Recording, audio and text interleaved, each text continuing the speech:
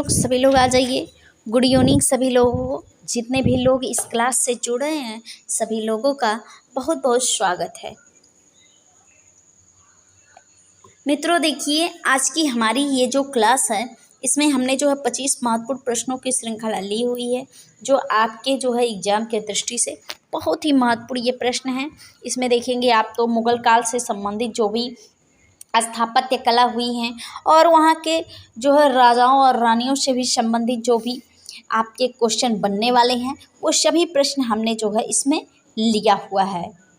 चलिएगा हम देखते हैं प्रश्नों को, और एक बार आप शेयर कर देंगे तो बड़ी अच्छी बात होगी। अगर सब्सक्राइब नहीं किए हैं सब्सक्राइब जरूर कर लीजिए। चलिए सभी लोग क्वेश्चन का आंसर जरूर दीजिएगा, शेयर कर दीजिए एक बार।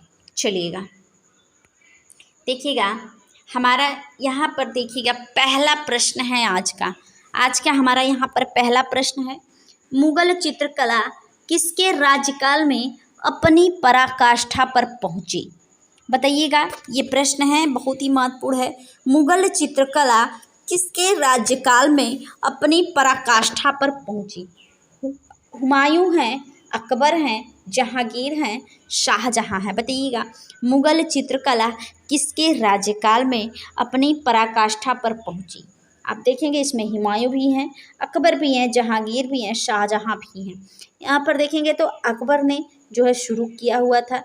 वैसे आप देखेंगे तो बाबर भी चित्रकला प्रेमी थे, लेकिन अकबर ने शुरू किया था। लेकिन जो स्वर्ण काल रहा, चित्रकला का स्वर्ण काल रहा मुगलों के समय, वह जहांगीर के समय रहा। यानी पराकाष्ठा पर पहुंची किसके समय? जहांगीर के समय। किसके समय भैया? जहांगीर के समय। चलिए हम अगले प्रश्न पर चलते हैं। सभी लोग जवाब दीजिएगा। चलिए, जहांगीर के दरबार में पक्षियों का सबसे बड़ा चित्रकार था। बताइएगा, जहांगीर के दरबार में पक्षियों का सबसे बड़ा चित्रकार कौन था? ख्वाजा अब्दुल समद, सैयद अली और जो है बसावन हैं और हम मंसूर हैं आपके। जहांगीर यानी जिसके समय में जो कला का, इन चित्रकला का स्वर्ण काल रहा, उसी के समय में आप बताइएगा पक्षियों का सबसे बड़ा चित्रकार कौन था? पक्षियों का सबसे बड़ा चित्रकार कौन था? जहांगीर के समय में पक्षियों का सबसे बड़ा चित्रकार जो था वह कौन था भैया? मंसूर था। कौन था? मंसूर था।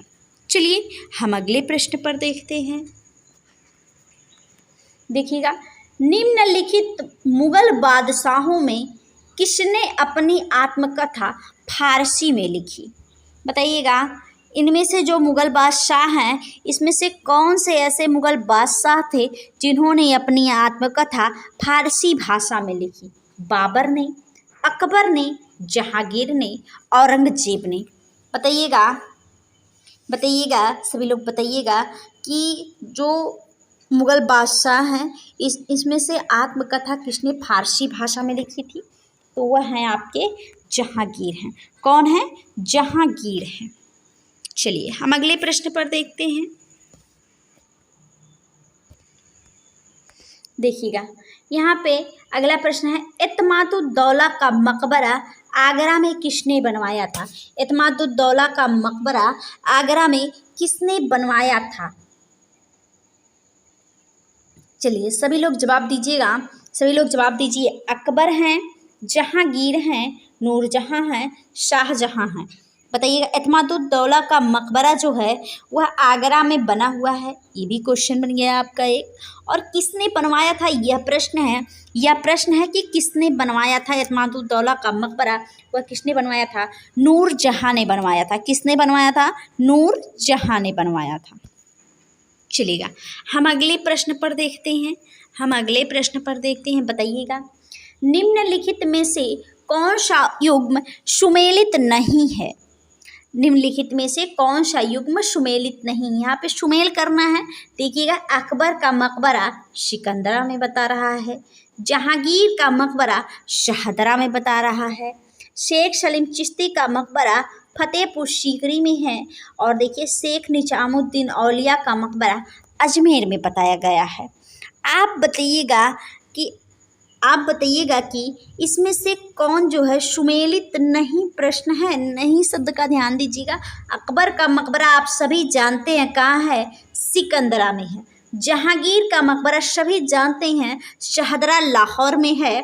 शेख सलीम चिश्ती का मकबरा आप सभी लोग जानते हैं कि फतेहपुर सीकरी में। यह तीनों सही हैं। तो आपका गलत कौन सा है? यहाँ पे शेख निजामुद्दीन औलिया का मकबरा अजमेर में नहीं है। अभी इसके पिछले क्लास में हमने आपको यह बताया था कि शेख निजामुद्दीन औलिया का मकबरा कहाँ है। आप कमेंट करके ज़रूर बताइए कि शेख निजामुद्दीन औलिया का मकबरा कहाँ स्थित है।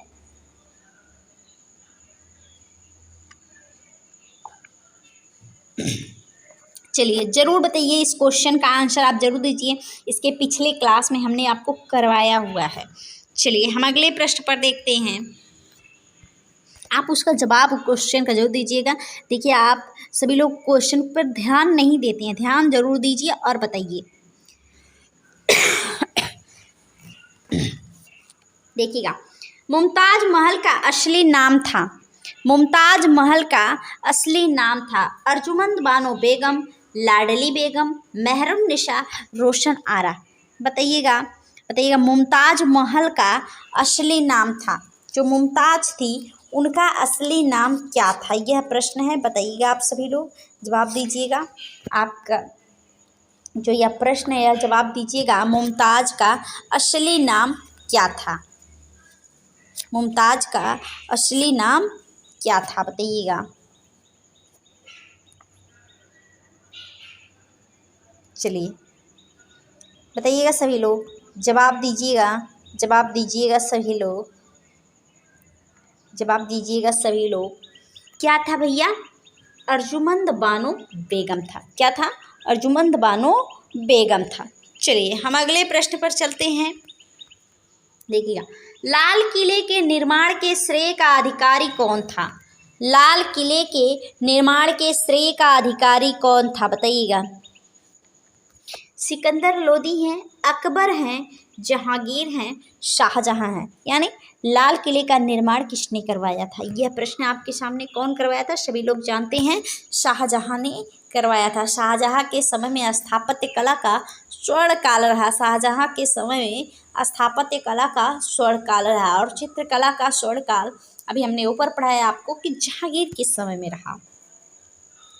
चलिएगा हम अगले प्रश्न पर देखते हैं। हम अगले प्रश्न पर देखते हैं। देखिएगा, निम्न शासकों में से किस एक के समय में उपनिषदों का फारसी में रूपांतरण किया गया? बताइएगा। औरंगजेब के समय, शाहजहां के समय, जहांगीर के समय, अकबर के समय। इनमें से कौन सा ऐसा शासक है कि उसके समय में उपनिषदों का फारसी फारसी अनुवाद किया गया, यानी फारसी में रूपांतरण किया गया? बताइएगा। वह औरंगजेब हैं, शाहजहां हैं, जहांगीर हैं कि अकबर हैं? आप जवाब दीजिएगा, आप जवाब दीजिएगा। कौन है भैया? कौन है? कौन है? बताइएगा कौन है? वह शाहजहां है। शाहजहां के समय में जो है दारा शिकोह ने जो संस्कृत भाषा में लिखा गया था, लगभग 50 50 उपनिषदों का उसने जो है फारसी भाषा में अनुवाद किया, ने रूपांतरण किया उसका। चलिएगा हम अगला प्रश्न देखते हैं। देखिएगा, हिंदू धर्म ग्रंथों का अध्ययन करने वाला प्रथम मुस्लिम था। हिंदू धर्म ग्रंथों का अध्ययन करने वाला प्रथम मुस्लिम कौन था? बताइएगा, बताइएगा सभी लोग जवाब दीजिएगा, सभी लोग जवाब दीजिएगा। कौन था वह? अमीर खुसरो था, दारा शिकोह था कि अमीर हसन था कि शुजा था? वह कौन था भैया? कौन था? दारा शिकोह था। कौन था? दारा शिकोह था। चलिए हम अगला प्रश्न देख लेते हैं। यहाँ पर देखिएगा हमारा अगला प्रश्न है, बीबी का मकबरा का निर्माता कौन है? बीबी के मकबरे का निर्माता कौन है? बताइएगा। हुमायूं है, शाहजहां है, अकबर द्वितीय हैं, औरंगजेब हैं? बताइएगा बीबी के मकबरे का निर्माता कौन है? कौन है? बीबी के मकबरे का निर्माता कौन है? तो वह औरंगजेब हैं। ताजमहल की पूर्ण नकल कहा जाता है जो, वह बीबी का मकबरा है। चलिएगा हम अगला प्रश्न देखते हैं। बताइएगा, निम्नलिखित में से कौन सम्राट औरंगजेब की पुत्री थी? निम्नलिखित में से कौन सम्राट औरंगजेब की पुत्री थी? जहां आरा, गौहर आरा, रोशन आरा, मेहरुन्निसा। बताइएगा, यहाँ पे बताइएगा सम्राट औरंगजेब की कौन यहाँ पर पुत्री थी? बताइएगा सभी लोग जवाब दीजिएगा। चलिएगा बताइएगा, सभी लोग जवाब दीजिएगा। कौन थी भैया? मेहरुन्निसा थी। चलिए हम अगले प्रश्न पर चलते हैं। अगला प्रश्न देखते हैं, कौन सा मकबरा द्वितीय ताजमहल कहलाता है? कौन सा मकबरा दूसरा ताजमहल कहलाता है? बताइएगा। अनारकली का मकबरा है, इत्माद-उद-दौला का मकबरा है, राबिया-उद-दौरानी का मकबरा है, निम्न में से कोई नहीं है। बताइएगा कौन सा मकबरा जो है जिसे दूसरा ताजमहल कहा जाता है और ताजमहल की फूहड़ नकल भी कहा जाता है, वह किसका मकबरा है? राबिया-उद-दौरानी का मकबरा है, जिसे औरंगजेब ने बनवाया था, जिसे बीबी का मकबरा भी कहा जाता है। यहाँ पे आपका ऑप्शन नंबर जो है सी सही हो जाएगा, राबिया-उद-दौरानी का मकबरा। चलिए हम अगला प्रश्न देखते हैं।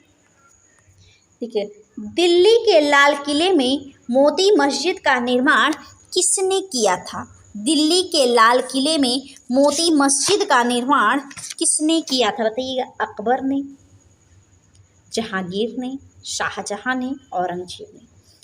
आप देखेंगे तो दिल्ली का जो लाल किला है, लाल किला को किसने बनवाया? शाहजहां ने बनवाया। लाल किले को शाहजहां ने बनवाया। और लाल किले में मोती मस्जिद का निर्माण जो है वह औरंगजेब ने करवाया। वह कौन करवाया भैया? औरंगजेब ने करवाया। चलिए हम अगला प्रश्न देखते हैं। देखिएगा, गुजरी महल किसने बनवाया था? गुजरी महल किसने बनवाया था? बताइएगा, गुजरी महल किसने बनवाया था? गुजरी महल किसने बनवाया था? बताइएगा, सभी लोग जवाब दीजिएगा। सूरजसेन ने, मान सिंह ने, तेजकर्ण ने, अकबर ने। बताइएगा, गुजरी महल जो है, गुजरी महल आपके ग्वालियर में स्थित है।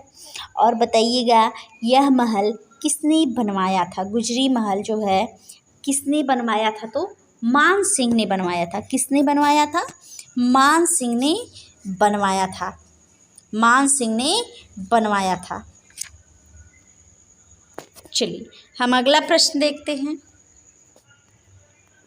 देखिएगा, मुगल चित्रकला के विषय में कौन सा कथन सत्य है? मुगल चित्रकला के विषय में कौन सा कथन सत्य है? युद्ध दृश्य है, पशु पक्षी और प्राकृतिक दृश्य है, दरबारी चित्रण है, उपयुक्त सभी है। मुगलों के समय में आप देखेंगे तो युद्ध दृश्य का भी निर्माण हुआ, यानी युद्ध दृश्य के चित्रों का भी निर्माण हुआ। पशु पक्षी और प्राकृतिक दृश्यों का भी चित्रण किया गया, और जो है आपके दरबारी चित्रण भी ढेर सारे किए गए। तो आपका ऑप्शन नंबर कौन सा सही हो जाएगा? उपयुक्त सभी, उपर्युक्त सभी। चलिएगा हम अगले प्रश्न पर चलते हैं। देखिएगा, हमारा अगला प्रश्न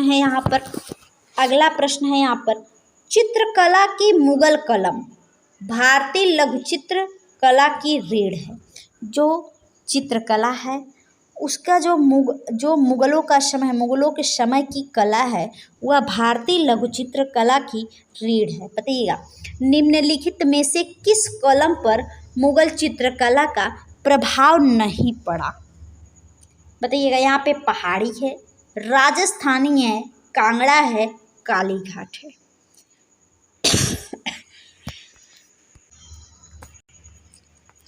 बताइएगा, यहाँ पर बताइएगा जो मुगल कला है वह जो है भारतीय लघु चित्र कला की रीढ़ है। उसमें देखेंगे आप तो इन 4 ऑप्शनों में से जो है किस पर मुगल चित्रकला का प्रभाव नहीं पड़ा है? पहाड़ी है, राजस्थानी है, कांगड़ा है, कालीघाट है। तो वह कौन सा है भैया? कालीघाट है। आप कहा कालीघाट जो है वह कोलकाता यानी कोलकाता के जो है जो आप देखेंगे कोलकाता से संबंधित है। कालीघाट का जो लघु चित्र है उस पर जो है मुगल चित्रकला का कोई प्रभाव नहीं पड़ा। पहाड़ी पर भी पड़ा है, कांगड़ा और राजस्थानी से तो इनका संबंध ही रहा है राजस्थान से, तो इन पर प्रभाव तो पड़ेगा ही पड़ेगा। चलिए हम अगला प्रश्न देख लेते हैं। देखिएगा, दास्तान ए अमीर हमजा का चित्रांकन किसके द्वारा किया गया? दास्तान ए अमीर हमजा का चित्रांकन किसके द्वारा किया गया? अब्दुल समद जी के द्वारा, मंसूर जी के द्वारा, मीर सैयद अली जी के द्वारा, अबुल हसन जी के द्वारा। बताइएगा, दास्तान ए अमीर हमजा का चित्रांकन किसके द्वारा किया गया? तो किसके द्वारा किया गया? अब्दुल समद जी के द्वारा किया गया। किसके द्वारा किया गया? अब्दुल समद जी के द्वारा किया गया। अगला प्रश्न देखते हैं। देखिएगा, पहाड़ी school, Rajput school, Mughal school और कांगड़ा स्कूल निम्नलिखित में से किस कला की विभिन्न शैलियों को दर्शित करती हैं? देखिएगा यहाँ पे देखिएगा ये ऑप्शन है आपके सामने, शिल्पकला है, चित्रकला है, नृत्य है, संगीत है। जो पहाड़ी स्कूल है, राजपूत स्कूल है और मुगल स्कूल है और कांगड़ा स्कूल है, यह जो है निम्नलिखित में से किस विभिन्न शैलियों को दर्शित करती हैं? तो आप देखेंगे यह चित्रकला को दर्शाते हैं, चित्रकला को दर्शित करते हैं। चलिए अगले प्रश्न पर चलते हैं। देखिएगा, निम्नलिखित में से कौन से एक संगीत वाद्य बजाने में औरंगजेब की दक्षता थी? कौन सा संगीत वाद्य बजाने में औरंगजेब जो है रुचि लेता था? यह प्रश्न आपके सामने। सितार है, पखावज है, वीणा है, उपयुक्त में से कोई नहीं है। जो संगीत वाद्य बजाने में औरंगजेब की दक्षता थी वह क्या थी भैया? वीणा। वह क्या थी? वीणा थी। चलिए हम अगले प्रश्न पर देखते हैं। प्रातः काल में गाया जाने वाला राग है। प्रातः काल में गाया जाने वाला राग है, तोड़ी है, भोपाली है, दरबारी है, भीम पलासी है। बताइएगा, प्रातः काल में गाया जाने वाला राग कौन सा है? तो वह कौन सा है? तोड़ी है, तोड़ी है। चलिए अगला प्रश्न देख लेते हैं। तानसेन, बैजू बावरा और गोपाल नायक जैसे संगीतज्ञों ने स्वामी हरिदास से प्रशिक्षण प्राप्त किया था। स्वामी हरिदास के अनुयायियों ने कितने संगीत अर्चना केंद्र स्थापित किए?